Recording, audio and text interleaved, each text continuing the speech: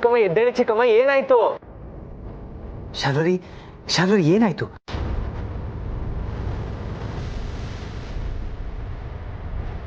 Ma'am, ಕಣ್ ಬಿಡು ma'am.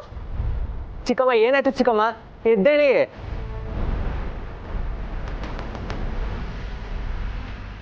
ಅಯ್ಯೋ ದೇವ್ರೆ, ಏನಿದೆಲ್ಲ? ಏನಾಗ್ತಾ ಇದೆ ಇಲ್ಲಿ? ಎಲ್ಲ ಚೆನ್ನಾಗಿದ್ದಿ ಮನೇನ ನಾನು ಬಂದು ಹಾಳು ಮಾಡ್ತಾ ಇದ್ದೀನ? ಶಾರ್ವರಿ, ನೀರು ತಗೋಬನ್ನಿ. ಚಿಕ್ಕಮ್ಮ ಚಿಕ್ಕಮ್ಮ ಚಿಕ್ಕಮ್ಮ ಎದ್ದೇಳಿ ಚಿಕ್ಕಮ್ಮ, ಏನಾಯ್ತು?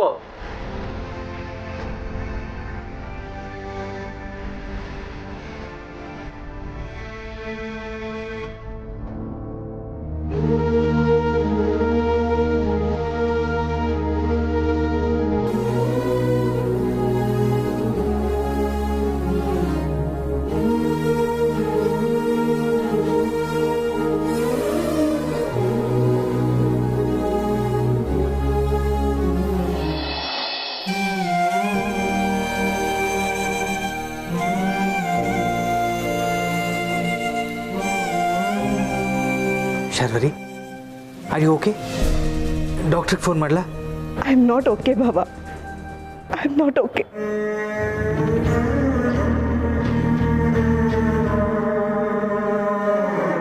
ನಿಮ್ಮಿಂದ ಇದನ್ನ ಎಕ್ಸ್ಪೆಕ್ಟ್ ಕೂಡ ಮಾಡಿರಲಿಲ್ಲ. ಅಕ್ಕ ಹೋದ್ಮೇಲೆ ಈ ಮನೆ ಹೊಡಿದೇ ಇರೋ ಹಾಗೆ ಏನೇನು ಮಾಡಬೇಕು ಎಲ್ಲ ಮಾಡಿದ್ದೆ.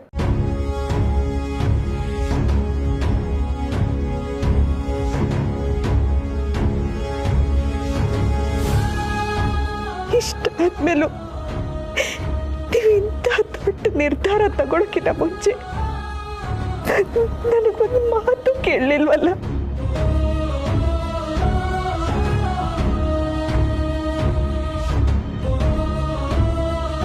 ಶಾರ್ವರಿ,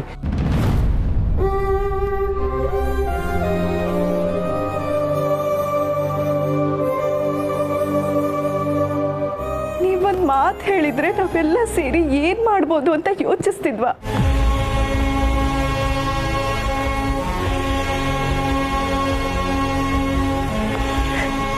ಹೋಗ್ಲಿ ಬಿಡಿ, ನನಗೆ ಈ ಥರ ನೋವು ಹೊಸದೇನಲ್ಲ. ಆದರೆ ನಿಮ್ಮ ಮಕ್ಕಳಿಗೆ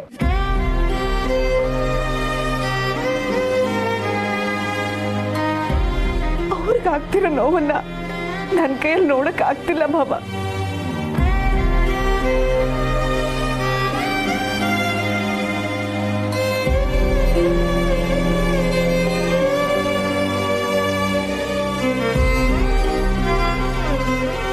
ಎಲ್ಲ ಹೇಳ್ತೀನಿ ಶಾರ್ವರಿ, ಕೂತ್ ಮಾತಾಡೋಣ.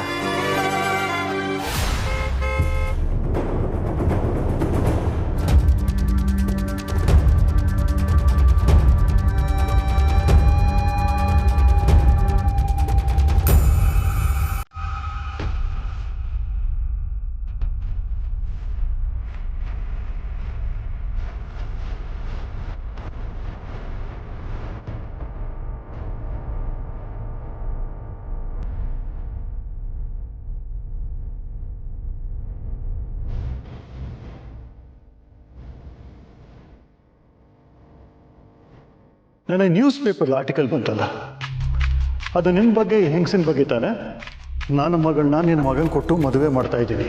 ನೀನು ನಿನ್ನ ವಯಸ್ಸು ಏನು ಅಂತ ನೋಡಿದೆ ಇಂಥ ಕೆಲಸ ಮಾಡ್ತಿದ್ರೆ ನಾನು ನೋಡ್ಕೊಂಡು ಸುಮ್ಮನೆ ಇರಲ್ಲ.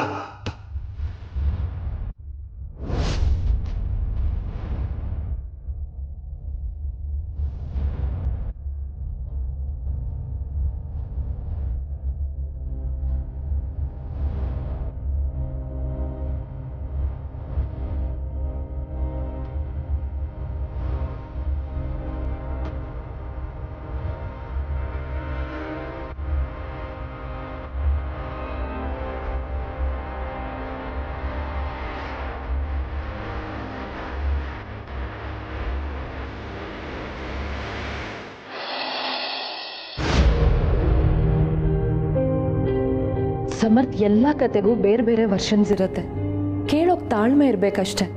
ನಂಗೆ ನಿನ್ನ ಕತೆ ಕೇಳೋ ತಾಳ್ಮೆ ಆಗಲಿ ಇಂಟ್ರೆಸ್ಟ್ ಆಗಲಿ ಇಲ್ಲ ಸಿರಿ. ನನಗೆ ಆಶ್ಚರ್ಯ ಆಗ್ತಿರೋದು ಒಂದೇ, ಗಂಡಂಗಿನೇ ಸುಳ್ಳು ಹೇಳಿ ನಮ್ಮ ಅಮ್ಮನ ಮದುವೆಗೆ ಅಮ್ಮ ಅನ್ನೋಕ್ಕೂ ಅಸಹ್ಯ ಆಗ್ತಾ ಇದೆ. ಸಮರ್, ಸುಳ್ಳು ಹೇಳೋ ಇಂಟೆನ್ಷನ್ ನನಗಿರಲಿಲ್ಲ. ಆದರೆ ನೀನು ಸ್ಟಾಪ್ ಇಟ್ ಸಿರಿ.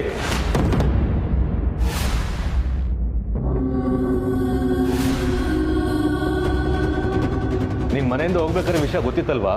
ಸ್ಟಿಲ್ ಅಮ್ಮನ ಹುಡ್ಕೋಕ್ ಹೋಗ್ಬೇಕು ಅಂತ ಸುಳ್ಳು ಹೋದೆ. ನೀನ್ ಹೀಗೆ ಮೋಸ ಮಾಡ್ತೀಯ ಅಂತ ಗೊತ್ತಿರಲಿಲ್ಲ. ಪ್ಲೀಸ್ ಸಮರ್, ನನ್ನ ಮಾತು ನೋ, ಕೇಳಲ್ಲ.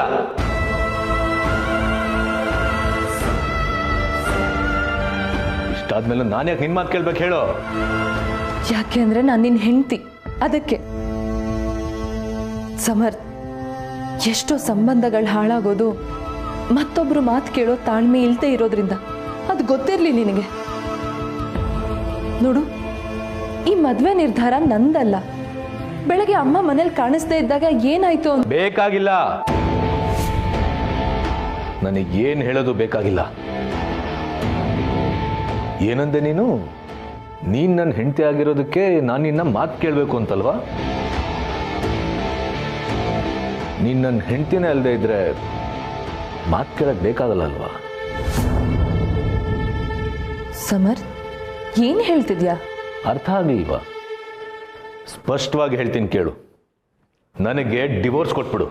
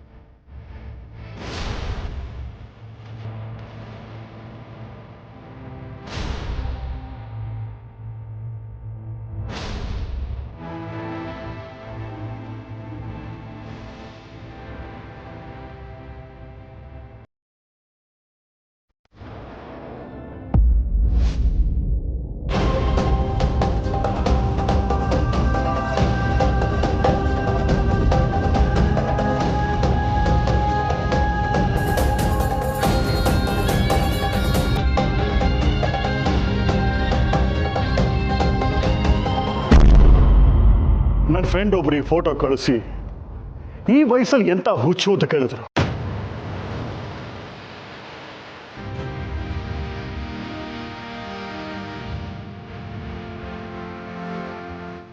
ನಾನು ನಂಬಿರ್ಲಿಲ್ಲ. ಇಲ್ಲಿ ಬಂದು ನೋಡಿದ್ರೆ ನಾಚಿಕೆ ಆಗ್ಬೇಕು ನಿನಗೆ.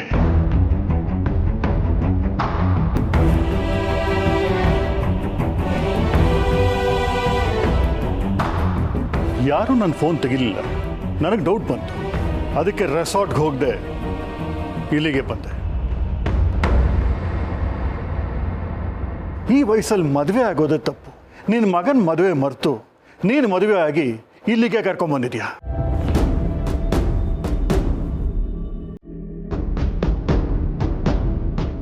ಎಂತ ಬಂಡ ಧೈರ್ಯ ಮಾಧವ ನಿಂದು.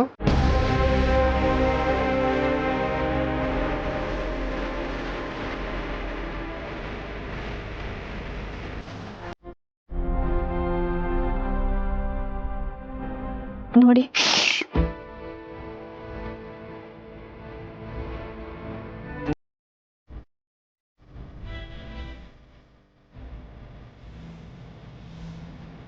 ನನಗೆ ಗೊತ್ತು ಇದ್ರಲ್ಲಿ ಮಾಧವಂದೇನು ತಪ್ಪಿಲ್ಲ ಅಂತ ನೀನು ಹೇಳ್ತೀಯ.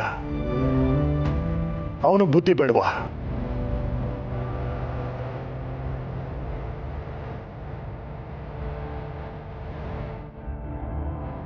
ಇವತ್ತು ನನ್ನ ಮಗಳ ಮದುವೆ ರೆಸಾರ್ಟಲ್ಲಿ ನನ್ನ ಫ್ರೆಂಡ್ಸ್ ಎಲ್ಲ ಬಂದು ಕಾಯ್ತಿದ್ದಾರೆ.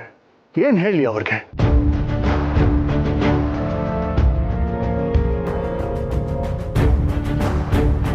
ನಾನಿವತ್ತು ಏನು ಮಾತಾಡಬೇಕೋ ಮಾತಾಡ್ತೀನಿ.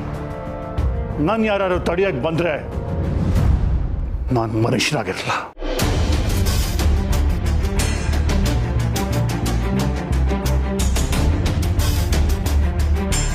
ಪಪ್ಪ ಪ್ಲೀಸ್. ಕ್ವೈಟ್.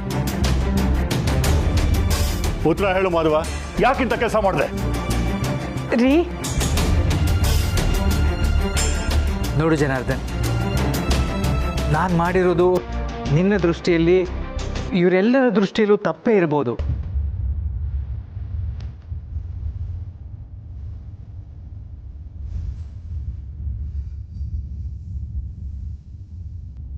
ಆದರೆ ಅದನ್ನು ಮಾತಾಡೋದಕ್ಕೆ ಇದು ಸರಿಯಾದ ಸಮಯ ಅಲ್ಲ. ನೋಡು, ನಾನೇ ನಿಂತು ಅಭಿ ದೀಪಿಕಾ ಮದುವೆ ಮಾಡಿಸ್ತೀನಿ. ಮುಹೂರ್ತದ ಟೈಮ್ ಹೋಗ್ತಾ ಇದೆ. ಪ್ಲೀಸ್ ಹೊರಡೋಣ.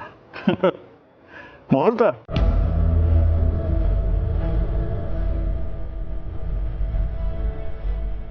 ನೀನೇನೋ ಹೇಳ್ತಿದ್ದೆ, ಮಾಧವ ಏನೇ ಮಾಡಿದ್ರು ಅದ್ರಲ್ಲಿ ಬಲವಾದ ಒಂದು ಕಾರಣ ಇರುತ್ತೆ ಅಂತ.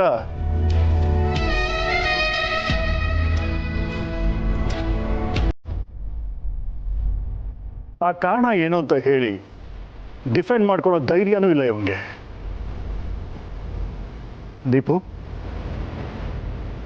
ಇಂಥವನ ಮಗನ ನೀವು ಪ್ರೀತಿಸಿದ್ದು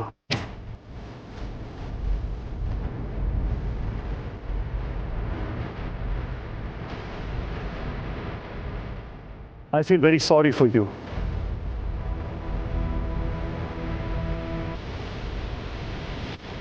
ನೀನು ಈ ಆಸೆನ ನನ್ನ ಕೈಲಿ ಫುಲ್ಫಿಲ್ ಮಾಡೋಕ್ಕಾಗಲ್ಲ. ಡ್ಯಾಡ್ ಏನು ಹೇಳ್ತಿದ್ದೀರಾ? ಈ ಮದುವೆ ಖಂಡಿತ ಸಾಧ್ಯ ಇಲ್ಲ.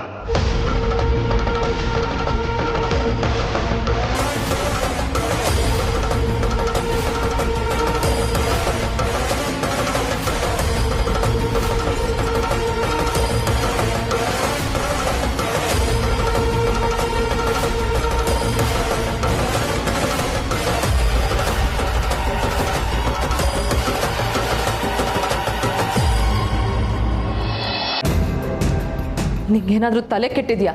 ಹೇಗೂ ನೀನಂತೂ ನನ್ನ ಮಾತು ಕೇಳಲ್ಲ. ಡಿವೋರ್ಸ್ ಆದರೆ ನಾನು ನಿನ್ನ ಮಾತು ಕೇಳೋದು ಬೇಕಾಗಿಲ್ಲ. ಇಬ್ಬರು ಹೇಗೆ ಬೇಕೋ ಆಗಿರ್ಬೋದು. ನೀನು ಮಾಡಿದ ತಪ್ಪಗೂ ಶಿಕ್ಷೆ ಆಗುತ್ತೆ. ಏನಂತೀಯ? ನೋಡು, ನನಗೂ ಕೋಪ ಬರ್ತಾ ಇದೆ.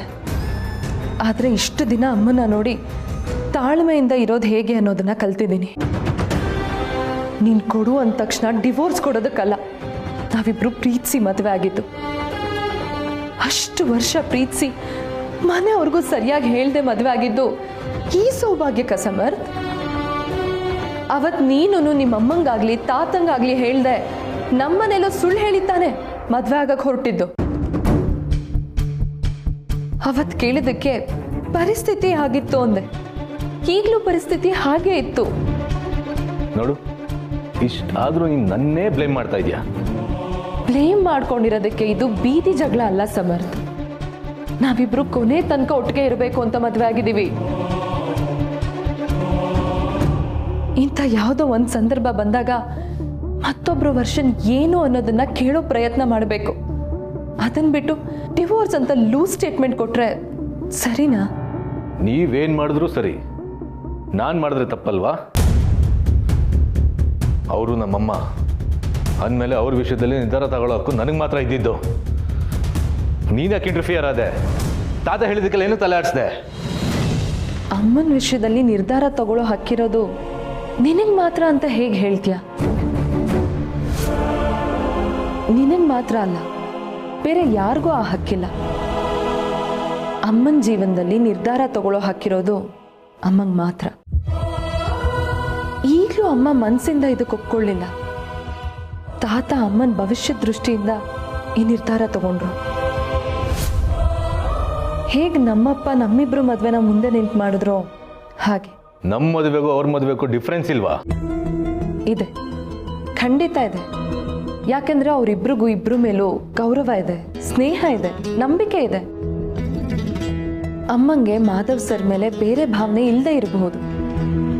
ಆದರೆ ಸ್ನೇಹ, ಗೌರವ, ನಂಬಿಕೆ ಇದ್ರೆ ಜೀವನ ಮಾಡೋಕ್ಕಷ್ಟು ಸಾಕಲ್ವಾ? ಸರಿಯಾಗಿ ಹೇಳಿದೆ. ಈಗ ನಿನ್ನ ಮೇಲೆ ನನಗೆ ಸ್ನೇಹ ಆಗಲಿ, ಗೌರವ ಆಗಲಿ, ನಂಬಿಕೆ ಆಗಲಿ ಉಳ್ಕೊಂಡಿಲ್ಲ.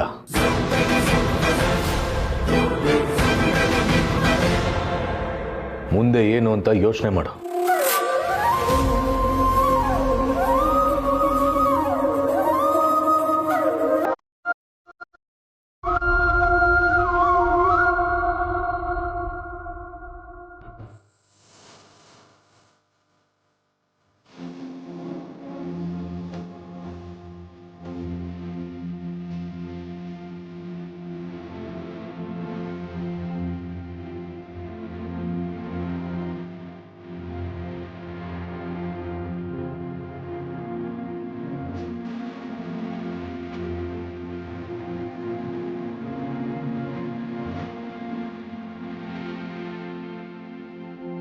ಪಪ್ಪ ಹಾಗೆ ಹೇಳಬೇಡಿ ಪ್ಲೀಸ್.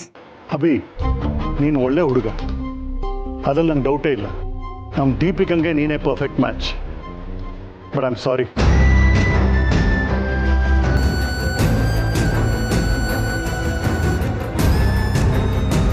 ಇಷ್ಟೆಲ್ಲ ಆದಮೇಲೂ ನನ್ನ ಮಗಳನ್ನ ಈ ಮನೆಗೆ ಕೊಟ್ಟರೆ ಜನ ನನ್ನೋಡು ಆಡ್ಕೋತಾರೆ. ಜನಾರ್ದನ, ನನ್ನ ವಿಷಯಕ್ಕೆ ನನ್ನ ಮಗನ ಲೈಫ್. Just shut up. ಆ ಯೋಚನೆ ಮದುವೆ ಆಗಕ್ಕೆ ಮುಂಚೆ ನಿನಗಿರ್ಬೇಕಾಗಿತ್ತು.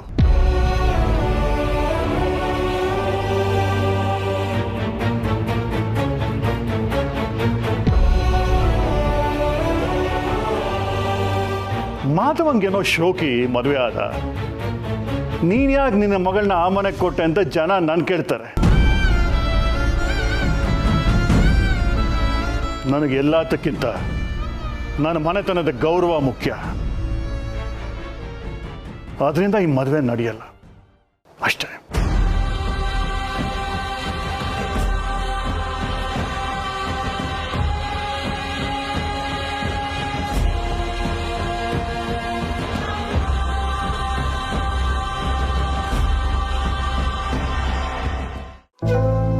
ಪ್ಲೀಸ್ ಡ್ಯಾಡ್, ಹಾಗೆಲ್ಲ ಹೇಳ್ಬೇಡಿ. 3 ವರ್ಷದಿಂದ ಪ್ರೀತಿಸಿದೀವಿ. ಈಗ ಒಬ್ಬರನ್ನೊಬ್ಬರನ್ನ ಬಿಟ್ಟಿರೋದಕ್ಕೆ ಆಗಲ್ಲ ಡ್ಯಾಡ್.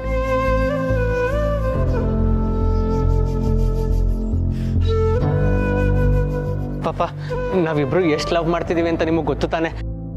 ಚಿಕ್ಕಮ್ಮ, ನೀವಾದ್ರೂ ಹೇಳಿ ಚಿಕ್ಕಮ್ಮ.